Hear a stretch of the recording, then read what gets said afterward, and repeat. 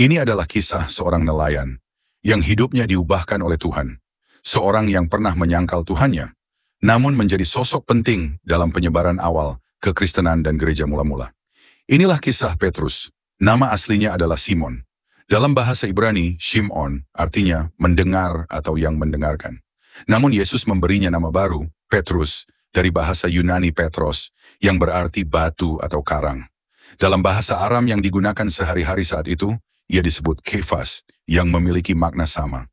Nama ini bukan sekadar gelar. Selain mencerminkan karakternya yang keras dan impulsif, nama itu juga merupakan penegasan atas peran strategisnya dalam fondasi gereja awal. Matius 16 ayat 18.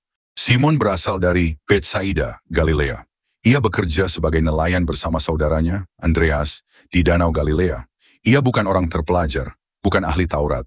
Ia adalah orang biasa yang sederhana, pekerja keras, cepat tanggap, dan berani mengambil risiko. Yesus memanggilnya secara langsung dan mengubah jalannya hidup. Ikutlah aku dan kamu akan kujadikan penjala manusia. Markus 1 ayat 16-18.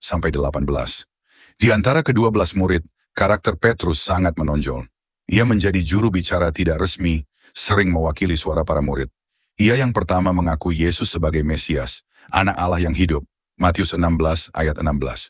Kepadanya Yesus berkata, "Kepadamu akan kuberikan kunci kerajaan surga." Sebuah penegasan tentang otoritas dan kepercayaan yang luar biasa dalam kepemimpinan rohani. Kitab-kitab Injil menyebut nama Petrus lebih dari 150 kali. Jumlah terbanyak dibandingkan murid-murid lain. Ketika menjadi murid, ia hadir dalam banyak momen kunci, seperti ketika Yesus dimuliakan di atas gunung, Markus 9 ayat 2-8.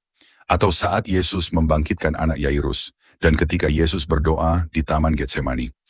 Namun dari sekian banyak kisah bersama Yesus, ada dua peristiwa paling dikenal dari hidupnya adalah: pertama, ketika ia berjalan di atas air menuju Yesus, namun ketika Petrus mulai ragu, maka ia pun mulai tenggelam. Matius 14 ayat 28-31. Dan kedua tentunya saat ia menyangkal Yesus 3 kali sebelum ayam berkokok, seperti yang telah dinubuatkan, Lukas 22 ayat 61-62. Namun meski dari kedua kisah ini, Petrus seperti orang yang gagal, namun kegagalan itu bukan menjadi akhir baginya. Justru di sanalah pemulihan dimulai. Setelah kebangkitan, Yesus menampakkan diri secara pribadi dan memulihkan Petrus. Di tepi Danau Tiberias, Yesus bertanya 3 kali, "Apakah engkau mengasihi aku?" Yohanes 21 ayat 15-17. Setiap jawaban dari pertanyaan Yesus adalah penebusan dari penyangkalan Petrus sebelumnya. Dan Yesus kemudian memulihkan Petrus, bukan hanya secara emosional, tetapi juga dalam panggilan pelayanannya. "Gembalakanlah domba-dombaku." Pasca kenaikan Kristus, pada hari Pentakosta, Petrus berdiri dan berkhotbah dengan penuh kuasa. Hasilnya, sekitar 3.000 orang bertobat dan dibaptis di hari itu juga. Kisah Para Rasul 2 ayat 41.